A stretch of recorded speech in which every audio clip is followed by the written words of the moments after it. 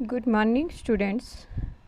आज हम आपके लिए आरोह भाग 1 से लेसन नंबर 4 विदाई संभाषण लेकर के आए हैं, जिसको लिखा है बाल मुकुंद गुप्त जी ने। हम यहाँ पर बाल मुकुंद गुप्त जी के जीवन के परिचय में पढ़ाएंगे। इनकी एक प्रचलित पुस्तक है शिव शंभू के चिट्ठे। उन्होंने अपनी पंक्तियों में लिखा है, जो लिखना था वह लिखा गया। अब खुलासा बात यह है, खुलासा मतलब खोलना, कि एक बार शो और ड्यूटी का मुकाबला कीजिए। तो बाल मुकुंद गुप्त जी जो हैं 1865 ग्राम गुड़ियानी जिला रोहतक में हुआ था। इन्होंने जो अखबार निकाले, अखबार-ए-चुनार, हिंदुस्तान, हिंदी बंगवासी, भारत मित्र आदि। इनकी प्रमुख रचनाएं शिव शंभू के चिट्ठे और खत, खेल, तमाशा। 1907 में इनकी मृत्यु हो गई। गुप्त जी की आरंभिक शिक्षा उर्दू में हुई। बाद में इन्होंने हिंदी सीखी, विधिवत शिक्षा मिडल तक प्राप्त की, मगर स्वाध्याय से काफ़ी ज्ञान अर्जित किया। वे खड़ी बोली और आधुनिक हिंदी साहित्य को स्थापित करने वाले लेखकों में से एक थे। उन्हें भारतेंदु युग और द्विवेदी युग के बीच की कड़ी के रूप में देखा जाता है। बाल मुकुंद गुप्त जी राष्ट्रीय नवजागरण के सक्रिय पत्रकार थे। उस दौर के अन्य पत्रकारों की तरह वे साहित्य सर्जन में भी सक्रिय रहे। पत्रकारिता उनके लिए स्वाधीनता संग्राम का हथियार थी, क्योंकि उस वक्त देश में अंग्रेज़ों का राज था और 1857 की क्रांति के जो बगावत थी वो हो रही थी। यही कारण है कि उनके लेखन में निर्भीकता पूरी तरह मौजूद थी। साथ ही उसमें व्यंग्य विनोद का भी पुट दिखाई पड़ता है। उन्होंने बांग्ला और संस्कृत की कुछ रचनाओं के अनुवाद भी किए। वे शब्दों के अद्भुत पारखी थे। यहाँ पर उनकी एक विदाई संभाषण जो ये कृति है, सर्वाधिक चर्चित और व्यंग करती शिव शंभू के चिट्ठे का एक अंश है। यह पाठ वायसराय करजन जो 1899 से 1904 एवं 1904 से 1905 तक 2 बार वायसराय रहा, के शासन में भारतीयों की स्थिति का खुलासा करता है। कहने को उनके शासनकाल में विकास के बहुत सारे कार्य हुए, नए नए आयोग बनाए गए, किंतु सबका उद्देश्य शासन में गौरों का वर्चस्व यानी कि उनकी प्रधानता स्थापित करना एवं साथ ही इस देश के संसाधनों का अंग्रेज़ों के हित में सर्वोत्तम उपयोग करना था। हर स्तर पर करजन ने अंग्रेज़ों का वर्चस्व स्थापित करने की कोशिश की। वे सरकारी निरंकुशता के पक्षधर थे, लिहाजा प्रेस की स्वतंत्रता तक पर उन्होंने प्रतिबंध लगा दिया था। इस पाठ में भारतीयों की बेबसी, दुख एवं लाचारी को व्यंग्यात्मक ढंग से लॉर्ड कर्जन की लाचारी से जोड़ने की कोशिश की गई है।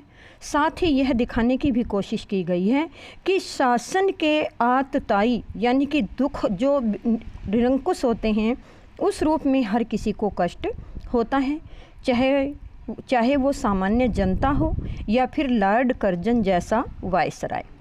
यह उस समय का लिखा गया गद्य का एक नमूना है जब प्रेस पर पाबंदी का दौर चल रहा था।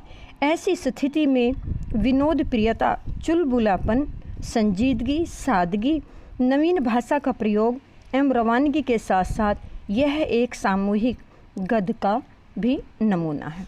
अब मैं आपको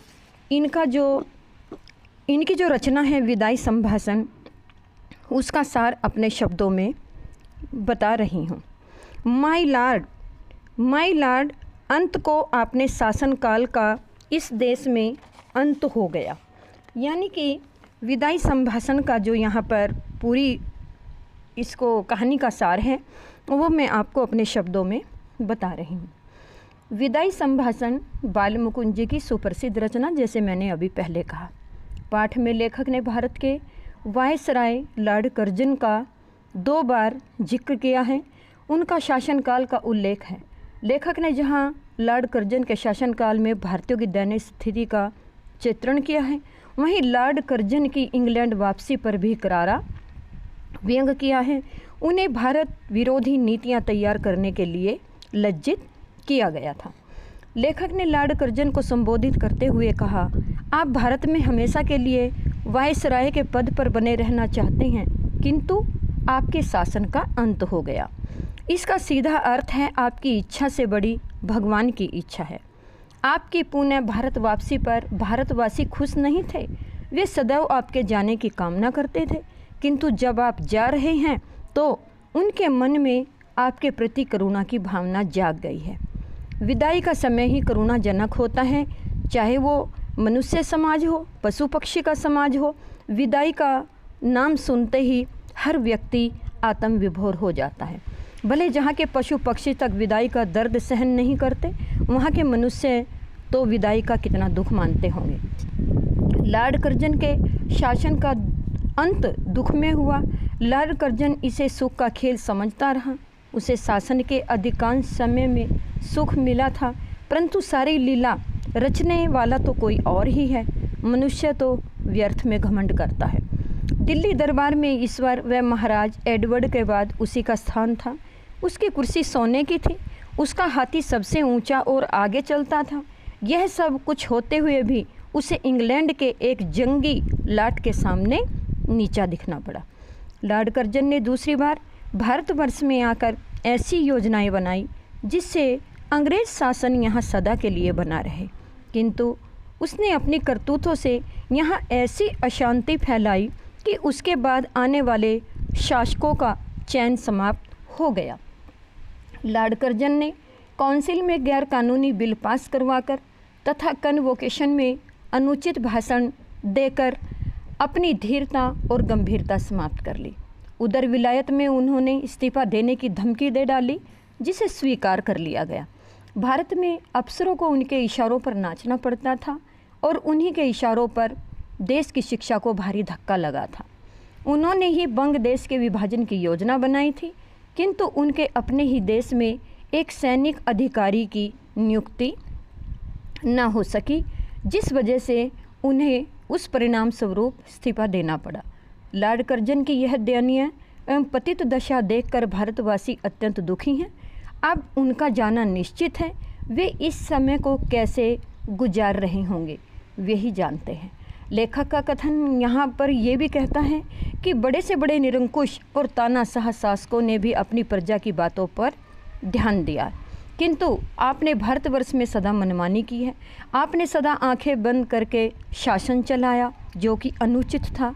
जो अपनी प्रजा का ध्यान नहीं रख सकता वह कभी भी अच्छा शासक नहीं कहलवा सकता। नादिर शाह ने भी शरण में आए आसिफ शाह की प्रार्थना पर कत्लेआम रोक दिया, किंतु आपने भारतीयों की मांगों एवं प्रार्थनाओं को बार बार ठुकराया। इस बात का भारतवासियों को दुख है। यहाँ पर जब कोई शासक किसी भी देश में जाकर रहता है, उसका अन्न पानी प्रयोग करता है, तो उस स्थान के प्रति कृतज्ञ हो जाता है, यानी उसका एहसानमंद हो जाता है। एक उदाहरण के तौर पर कहानी में एक नरवरगढ़ में रहने वाले राजकुमार के विपत्ति के समय का यहाँ पर वर्णन हुआ है। नरवरगढ़ की भूमि का उपकार उस सैनिक ने माना और श्रद्धापूर्वक उस भूमि को प्रणाम किया, इसलिए वहाँ की जनता उस राजकुमार को आज भी याद करती है। लॉर्ड कर्जन से पूछना चाहिए कि क्या आप भी ऐसा विदाई भाषण दे सकते हैं जिसमें अपने स्वार्थ और अपनी धूर्तता का वर्णन मिले तथा भारत की भोली भाली जनता के प्रति कृतज्ञता व्यक्त करें। आप भारत के प्राचीन गौरव एवं यश को फिर से जगाने की कामना कर सकते हैं? नहीं। यदि लॉर्ड कर्जन ऐसा करते हैं तो भारतीय जनता उनकी गलतियों को क्षमा कर देगी, किंतु लॉर्ड कर्जन इतना उदार नहीं था जितना लेखक ने सोचा था। अतः उसकी विदाई पर भारतवासियों का खुश होना उचित था। बच्चों, ये पूरी कहानी का जो सार मैंने आपको बताया और साथ में बाल मुकुंद गुप्त जी का जीवन परिचय, आप इसे अपने शब्दों में याद करेंगे। लेखक परिचय जो है उसे पुस्तक में लिखेंगे। दूसरी वीडियो में इसके मैं आपको अभ्यास के प्रश्नों के उत्तर करवाऊंगी।